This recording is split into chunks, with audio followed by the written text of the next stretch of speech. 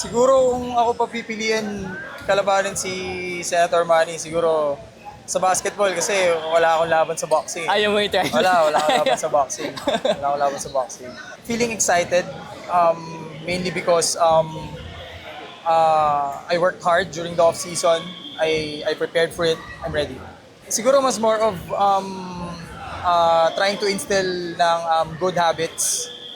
Parang from there, dun ko kinukuha yung, kumbaga, yung motivation ko. Madalas, nilalabas ko yung, yung anak ko, si Stella. Tapos, paminsan naman, nagre-recovery day ako.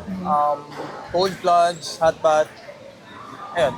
Sa lahat ng fans ng Jensen Warriors, supportahan niyo po kami ngayong MPBL at nagpapasalamat po kami lahat sa inyo. First, syempre, I want to say thank you to Senator Manny for giving us the MPBL, yung opportunity para malaro yung sport na love namin. And ayun, yung family ko, syempre si Stella. Hi, this is Hesed Gabo. Watch the MPBL live on sportsplus.ph.